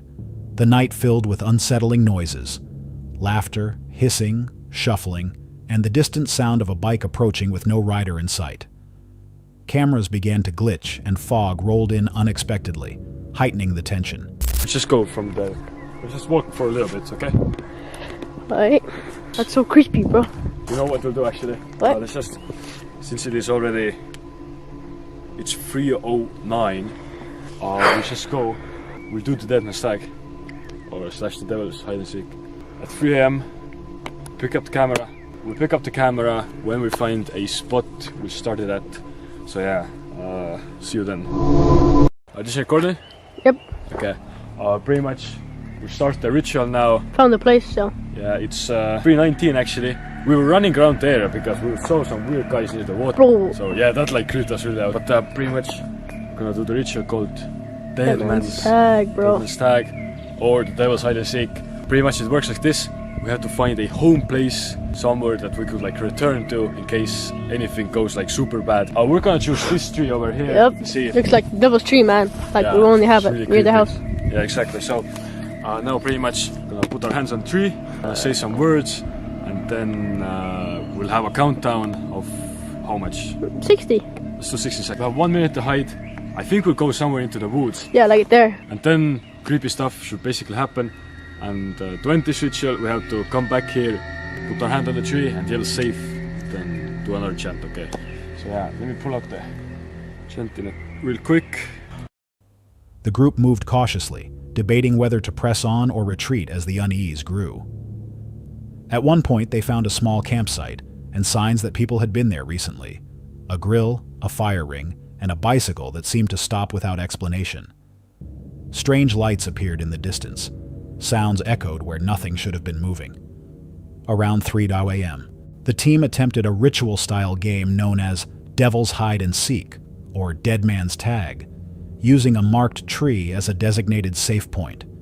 Each participant chose a hiding spot in the dark woods, while the others waited at the tree. Strange noises continued to surround them, and their cameras picked up intermittent glitches during the game. Nothing openly revealed itself, but the mounting fear, combined with the odd technical issues and the sudden oppressive atmosphere, turned the game into a genuinely nerve-wracking experience. By morning, the team left, shaken, but physically unharmed. They spent time reflecting on the camera malfunctions, the unexplained sounds, and the sensation of being watched. The night served as a reminder that in some places it's not what you see that unnerves you. It's the tension of the unknown. Footsteps that don't belong, static on a camera, and lights without a source can unsettle even experienced investigators. The combination of environmental factors, fog, distant lights, human activity traces, and technical glitches can amplify fear. Group psychology plays a role too. When one person reports something strange, others become more likely to interpret ambiguous sounds or visual noise as evidence of the supernatural. Whether the anomalies were natural, human-made, or something else, the result was the same: heightened terror and uncertainty. If you were part of that team, and the cameras started glitching while you heard footsteps with no source, would you keep searching deeper into the woods, or get everyone back to the marked tree and leave the site immediately? This story comes from Davies Dash, a Canadian YouTube creator known for wilderness camping, ultralight backpacking, and solo survival trips, often filmed deep in the forests of southern Ontario. On June 7, 2025, Davey set out for a minimalist cowboy camping trip along a river, carrying only the essentials and planning to sleep under the open sky without a tent. What began as a quiet night in nature quickly spiraled into a dangerous confrontation. By late evening, Davey had settled into his bedroll beside the water. The forest was calm, and with nothing more than his pack and sleeping gear, he expected an uneventful stay. That calm was shattered when he awoke to the sound of footsteps close by. Do you need my light to help you get out of here? No. No? You know how to get out? Would you mind just giving me a few minutes? I'm still in my sleeping bag. Why are you in your sleeping bag? You knew there was somebody in a tent here. You knew that. Do you think they're gonna feel comfortable falling asleep in the middle? Well, that's where I was sleeping. Till the homeless man with 2 fucking goddamn fucking steel pipes come fucking walking into my camp about 10 feet away from me while I was sound asleep. Like, thank God I woke up. Before he actually like started battering me with those pipes. Because I'd be in a hell of a mess. I'd be in a hell of a mess right now. And so thankfully I woke up. But where there's one, there's many. I know that. Opening his eyes, he saw a man standing only 10 feet away, holding 2 steel pipes. The shock was immediate. Alone and far from help, Davy was suddenly face to face with someone whose intentions were unclear. All right, No, my you wouldn't. my Fair enough. my Fair enough. my apologies. That's fair enough, mate. My apologies. Fair enough. I will push on. I already got a hold of fucking RCMP and told them to fuck get over here and deal with their shit. Cause I'm sick of this fucking bullshit, mate. No, that's the homeless guy.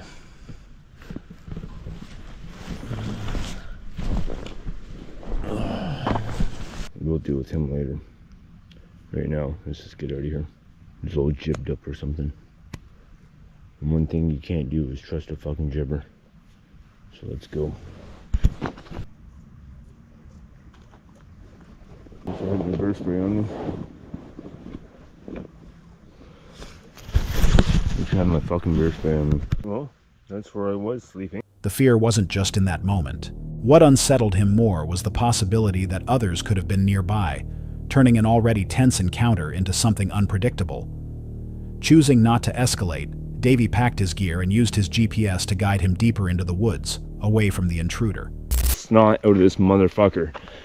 But let's just have a seat. Let's just sit and calm down here for a second. Because I'm not a person that's easy to calm down. Yes, I know. I got my GPS on, tracker on. I know where I was. I know exactly what I did. And I know exactly what I didn't do that I feel like I should have done. But I didn't. So, anyways, let me get this bag off. Oh, sweetheart. No. You're brand new. I don't want scuffs on you this early in the game. Alright, guys. Well, there's the bag. There's the bag. Here's me sitting on a bench in the middle of nothing. Oh, coyotes are howling. Do you hear that? Alright, I need a second. Wow, I don't know if you can see this in the dark. This looks like there's some critters down in here. Look at this. Well, I think this is home for the night. We'll just come out here just a little bit.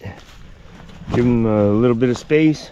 And I don't know what these lights are here. I don't know if that's a farm or whatever, but I'm thinking like right here is good. Right here. Alright, my friends, well, camp is back set up again.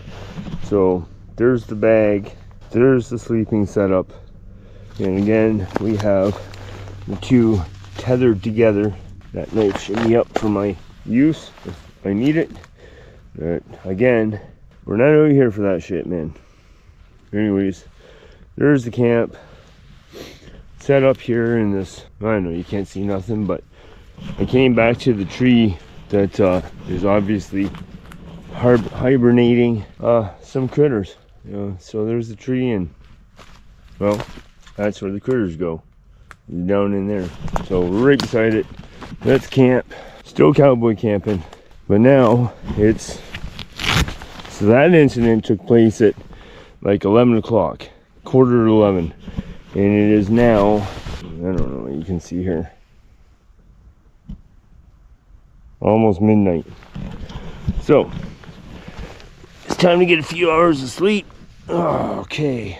And yeah, so yeah, I've calmed down on that incident. I still, like, inside me, I still think he needs his teeth kicked down his fucking throat. But we've moved on. We're in a better place. At least now I don't have to worry about some guy standing 10 feet away from me with two steel pipes. Like, you know, like pipe fitting pipes, like for gas lines and stuff, you know, like that black iron pipes. That's what he had. Two of them. One in each hand. So at least now I'm not worried about that. We can sleep peacefully and yeah, just enjoy our night. We just want to sleep outside, man. That's all we're trying to do. We're testing some gear and we just want to be outside. So by relocating, he avoided further conflict and eventually set up camp again in a safer spot. Though he managed to make it through the night, the experience lingered as a stark reminder that not every threat in the wilderness comes from wildlife or weather. Sometimes the most unsettling danger is another person crossing your path in the dark. This incident underscores the risks of cowboy camping alone, especially near rivers or accessible areas. Unlike animals, which generally avoid humans, the presence of strangers at night introduces unpredictable dangers. Davy's decision to quietly move camp instead of confronting the intruder may have prevented a far worse outcome. If you were in his position, alone in the woods and suddenly confronted by a stranger in the dark, would you stay put and stand your ground, or retreat into the forest to avoid the unknown? This footage comes from generic Chris, who set out on July 26, 2025, for his very first solo overnight in the German woods. His plan was straightforward: build a tarp shelter, cook outdoors, and spend the night alone in the forest. What began as a test of resilience soon turned into a night of unsettling encounters. Got myself some coffee. I'm heating up more water for my cup noodles. I don't feel it today, to be honest. For some reason I set up my whole thing. And I'm just not feeling relaxed. I'm hoping this will pass and I'll stay the night, but it's possible that I'll eat, spend a few hours, and then head back home, because there is no point for me to stay if I'm not enjoying it as much. And I'm trying to figure out what it is that makes me feel like this today. Is it the weather? It's very gloomy today. It's just, there is no sun, there is no clouds, it's just grey. There is no wind, which is great. And the place, it's a very nice place, but you can definitely tell that people have been coming here. There is a little bit of rubbish here and there. There is some sort of a smell that I can't put my finger on, but it's not a pleasant smell.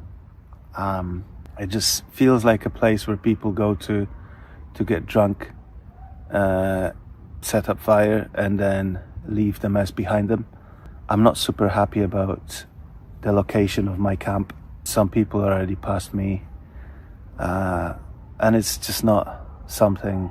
It's just, I don't know if you can hear those shouts and noises, and I think there's a dog taking a bath in the reservoir. Chris prepared his shelter with a tarp, setting up a hammock beneath it and securing everything against the rain.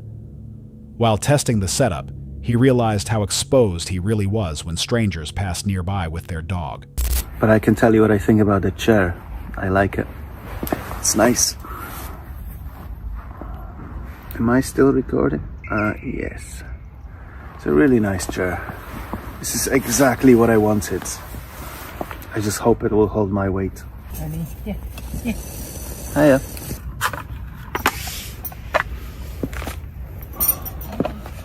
So someone just passed me by with dogs.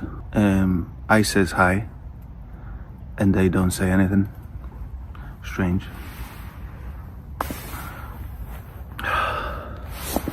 Right. The moment broke the illusion of isolation and served as a reminder of how vulnerable a lone camper can be. As night approached, the forest filled with unfamiliar noises. Though he told himself they were natural, the unease lingered. The deeper it grew into evening, the more he admitted that the silence and darkness unsettled him, even at 32 years old. Wild boars were the most rational threat, but what weighed on him more was the fear of the unknown in the pitch-black woods. Later, while retrieving his sleeping bag from the car, something far stranger occurred. Chris caught the distinct scent of another person. Human, unmistakable, and not his own.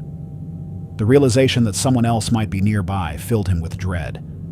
That sensation returned again later, as if unseen company was moving through the trees around him. Despite the fear, Chris carried on. He cooked a simple meal, secured his tarp for the night, and forced himself to stay until morning. By dawn, he returned to his car safely, admitting he would have been lost without GPS. The experience became a reminder that sometimes the most unnerving part of being alone in the wild isn't the elements or wildlife. It's the possibility that someone else is out there with you. Chris's story shows how fragile the sense of safety can be when camping alone. A simple sound, a passing stranger, or even a faint scent can shift the atmosphere instantly. Whether it was coincidence or something more, his unease was rooted in the most human of fears, not knowing who or what might be just beyond sight. Would you have pushed through the night like Chris did? Or left at the first sign that someone else might be watching from the shadows? That's all for tonight's video. Which encounter gave you chills? Let us know in the comments below. Got your own experience? We want to hear it. And whatever you do, don't miss what's coming next.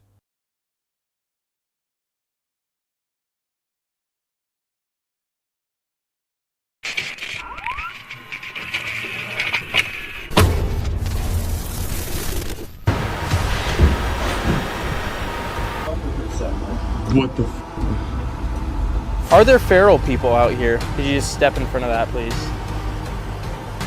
Okay,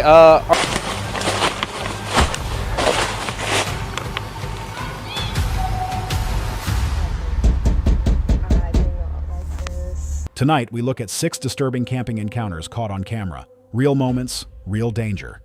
Don't forget to subscribe for more terrifying footage like this. Let's begin. Ali, who has lived in the Appalachian Mountains her entire life, explains that she has witnessed many strange and unexplainable events over the years. One evening, while driving with a friend, their vehicle suddenly broke down on a remote stretch of road. What followed was unnerving and hard to explain.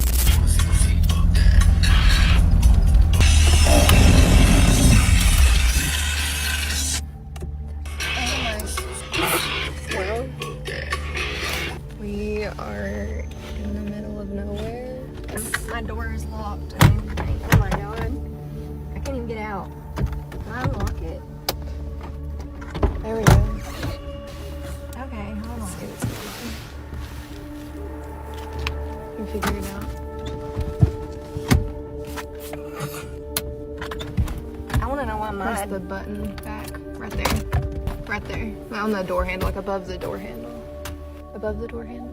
You see it? Yeah.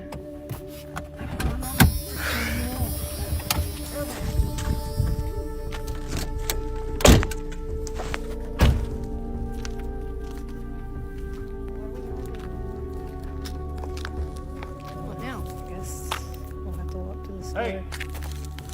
What do we do? What is that? Did you hear that? Yeah, we better get back in the car. Yeah, we better. Oh, that was locked.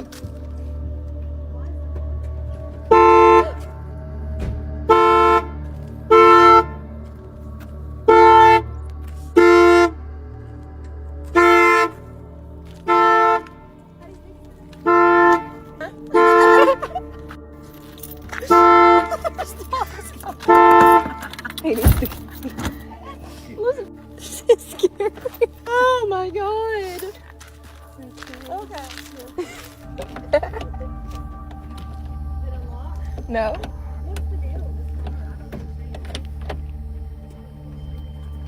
You'll have to unlock it for me.